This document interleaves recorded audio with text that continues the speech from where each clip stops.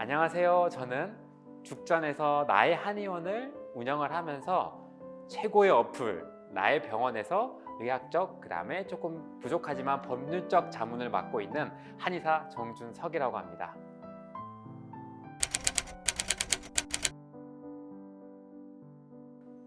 저의 학창 시절의 모토는 딱 그거였습니다. 미움받는 1등이 되느니 이쁨 받는 2등이 되자. 근데 사실 그런 생각들을 가지고 있긴 했지만 그냥 조용조용하게 제가 뭐 나서는 것도 별로 좋아하진 않고요. 그냥 하고 싶은 것들은 또 굳이 고집을 피워서까지 해야 되는 학생이었던 것 같아요. 그래서 참 애매한 질문이긴 한데 약간 소수의 백조처럼 늘 여유 있어 보이고 싶으나 그 밑으로서는 굉장히 열심히 발장구를 치고 있는 이런 학생이었던 것 같습니다.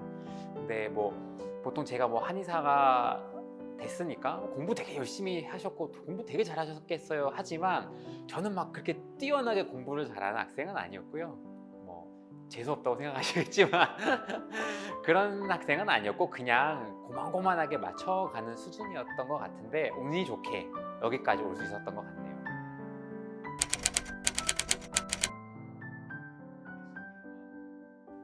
제가 앞으로 이제 직업이라는 것을 선택해서 일을 했을 때 저한테선 딱 두 가지 기준이 있었습니다. 첫 번째는 내가 나이가 들어서도 오랫동안 할 수 있는 일이냐, 그게 첫 번째 기준이었고요. 두 번째는 조금 다른 사람의 거를 가지고 오는 것보다 좀 내가 가지고 있는 것들을 베풀 수 있는 게 뭐가 있을까, 이 두 가지가 제 직업 선택의 기준이었는데요. 사실 뭐 고등학교를 졸업하면서 바로 의사가 되거나 한의사가 되지는 못했어요.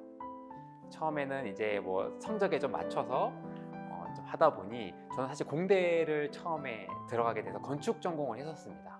건축 설계 전공을 했었는데 그때는 정말 즐겁게 학창 생활을 하면서 제가 하고 싶은 거 다 했거든요. 설계하면서 돌아다니고 막 이쁜 건물 보러 다니고 제가 막 밤새도록 그냥 그림도 그려보고 여러 가지를 했는데 결정적으로 저한테 소질이 없었습니다. 약간 이제 설계라는 과목 자체가 조금 이제 특출나게 좀 천재성을 띠고 있는 분들이 계시더라고요. 제가 아무리 몇 날 며칠 밤을 새도 그분이 한 장 그려오는 그림을 따라가지 못하는 그 약간 그 살리에르, 모차르트를 바라보는 살리에르를 바라보는 입장에서 조금 괴리감을 많이 느껴서 이거는 내가 좋아하는 학문이지만 내가 잘할 수 있는 학문은 아니겠구나라고 생각을 했었어요. 그래서 그럼 내가 다시 한번 원래대로 돌아갔을 때 내가 어떤 직업을 선택하고 싶어 했지? 그때쯤 대학을 졸업할 때쯤이었는데 그때쯤 다시 제 직업 선택의 기준을 떠올리게 됐었죠. 그래서 다시 한번 늦기 전에 한번 해보고 싶었던 어떤 의학자의 길을 걸어보자 해서 도전을 하게 돼서 여기까지 왔습니다. 대만족하고 있습니다. 네.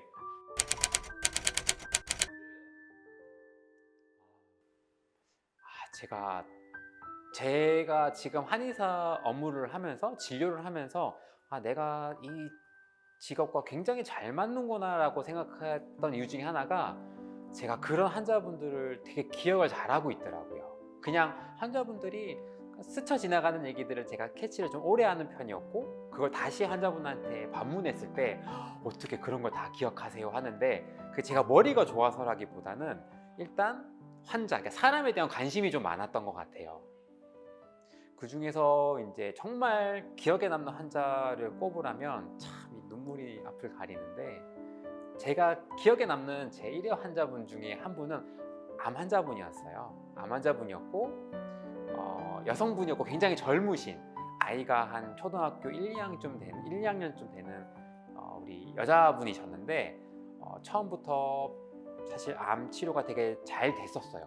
잘 됐고 저랑 협조가 잘 돼서 그 배우자 남편분과도 소통이 잘 되면서 치료 결과가 굉장히 좋았는데 그래서 생각보다 치료 효과가 좋겠다라고 생각하다 어느 순간에서 갑자기 이제 치료 반응이 좀 떨어지면서 항암 반응도 좀 떨어지고 그러다가 이제 점점점 말기 이제 호스피스 쪽으로 가시면서 제가 할 수 있는 이제 한방적 어떤 한의사로서의 역할을 최대한 하면서 좀 도와드리려고 노력을 좀 많이 했거든요.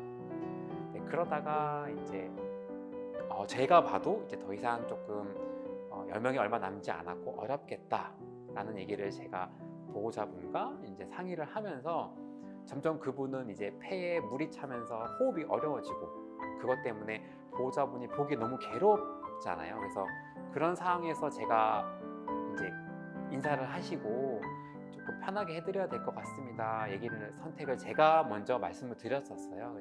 그랬더니 그 배우자분께서 뭐가 됐든 좋으니 우리 사랑하는 내 와이프 좀 편하게 좀 해주세요라는 얘기를 해서 이제 여러 가지 양방 원장님과 협진 내에 그렇게 조금 마지막 가는 길을 제가 좀 배웅을 해드렸던 생각이 나요.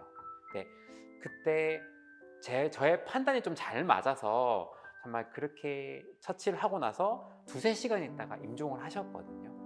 그랬더니 이제 남편분이 그 2시간 동안에 정말 귀 옆에서 계속 사랑한다는 얘기와 나랑 결혼해줘서 고마워, 우리 나랑 내년 다시 태어나도 같이 부부로서 생활을 같이 하자라는 얘기를 하시면서 그렇게 하염없이 우시는 걸 보고 처음으로 의사로서 눈물을 흘렸던 적이 있습니다. 그렇게 이제 임종을 맞이하고 나서 잘 이제 보내드리고 일주일인가 뒤에 그 배우자분이 찾아오셨었어요, 저한테.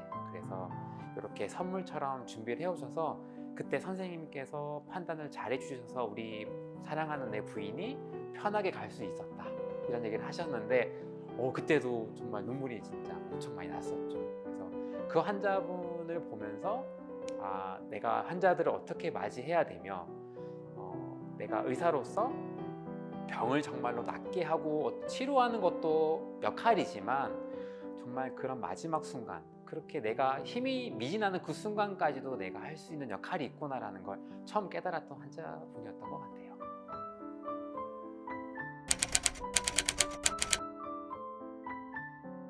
네, 이 한의학이라는 학문의 매력은 무엇보다 모든 분한테 일률적이지 않다라는 데 있거든요. 이게 장점이자 단점이 될 수 있는데, 장점은 오시는 분마다 다 아픈 이유가 다양하고 그분한테 맞는 치료법이 따로 있다는 건 장점이고요. 단점은 어떻게 체계화되지 않은 치료 프로토콜과 여기 가면 이런 얘기하는 것 같고 여기 가면 이런 얘기한다라는 어떤 조금 비상식적으로 들릴 수 있다는 단점이 있습니다. 근데 저는 무엇보다 그런 양방적이라던가 한의학적 이런 카테고리, 분류가 된 걸 떠나서 제가 가지고 있는 아픈 환자를 대하는 첫 번째 철칙은 수단과 방법은 가리지 않는다예요. 내가 아프고 이걸 낫기 위해서 굳이 한방만 선택해야 되고 양방만 선택해야 되는 이유는 없거든요. 조금 속된 말로 얘기해서 나으면 장땡입니다. 내가 아플 때 누가 됐든 내가 아픈 거를 빨리 해결할 수 있다라면은 그거는 방법보다도 결과를 조금 더 중시해야 되지 않나 지금 생각을 좀 들기도 하고요. 그런 측면에서 제가 진료를 할 때 제 첫 번째로 삼는 원칙은 내가 할 수 있는 모든 것들을 다 동원을 해서 치료적 의미로서 다가가자라는 거고, 그게 내가 안 되고 내가 한계가 느껴질 때는 빨리 그분한테 다른 방법을 제시할 수 있어야 됩니다. 그래서 이거는 저희가 가질 수 있는 치료적 한계가 있으니 이런 병원으로 가 보셔야 됩니다라는 가이드까지, 그런 안내까지 연결되는 게 정말로서 의사로서의 제1 역할이 아닐까 싶어요.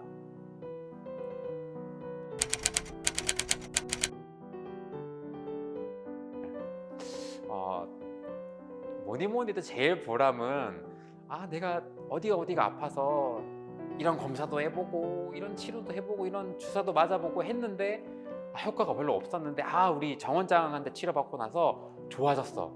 이거만한 보람이 없죠. 보람이 없고, 그렇기 때문에 내 가족, 내 친지를 데리고 와서 내가 좋아졌으니까 우리 내 옆에 아는 사람들 같이 치료해줘. 이게 제일 큰 보람입니다. 약간 이거 논외지만 주변에 이제 지인들 있잖아요. 우리 가족이 있을 수도 있고 우리 친구들, 뭐 동료들이 있을 수 있는데 이런 분들이 내가 여기가 아프고 할 때 제일 먼저 얘기를 해줄 수 있다는 게 저는 굉장히 좋은 제 직업으로서 장점인 것 같아요.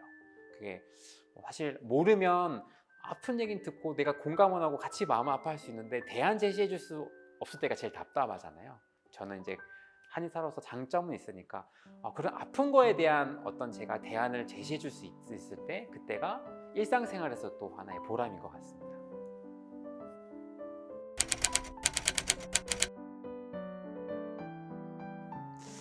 나의 병원에 참여하게 된 건 그냥 약간 사기를 당했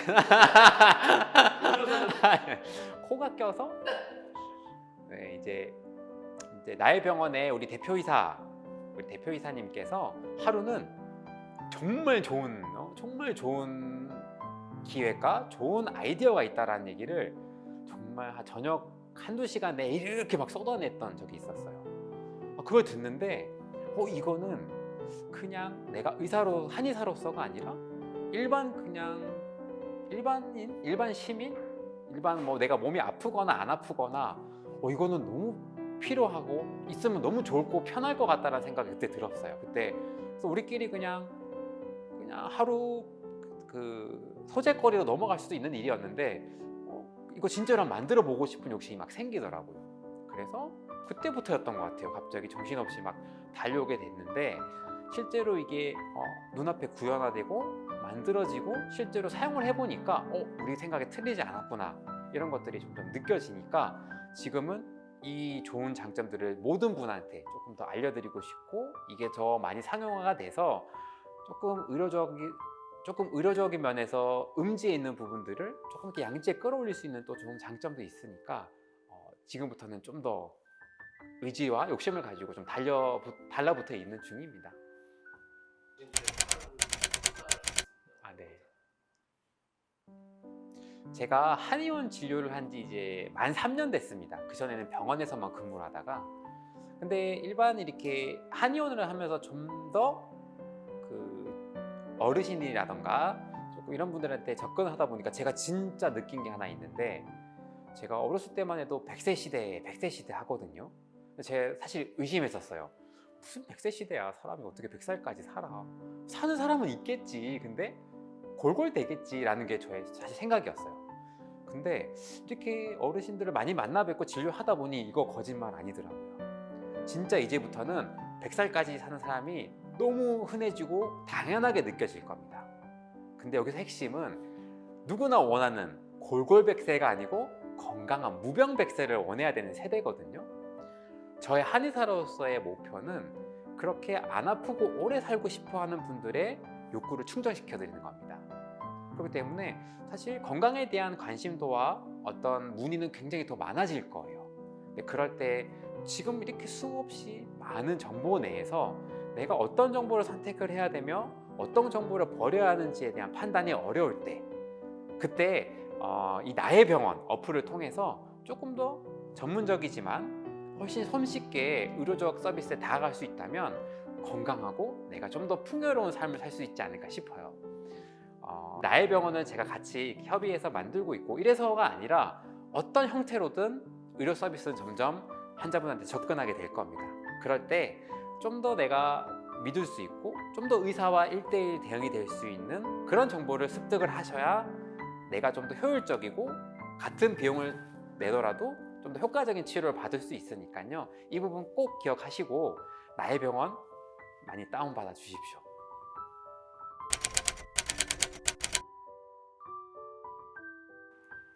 이제 진짜 100세 시대에서 내가 건강한 삶을 추구하기 위해서는요.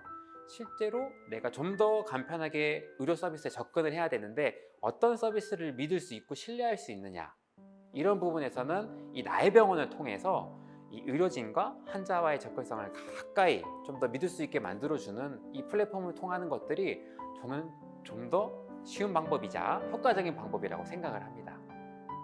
이 나의 병원 어플을 같이 만들어 놓고 정말 와 이거 우리가 만든 거 맞아? 라고 감탄할 때가 많거든요. 저희는 만족하지만 실제로 사용하시는 분들은 좀 부족할 수도 있습니다. 하지만 그런 사용자의 편의성을 위해서 얼마든지 노력할 준비가 되어 있으니까 많은 관심 부탁드리겠습니다.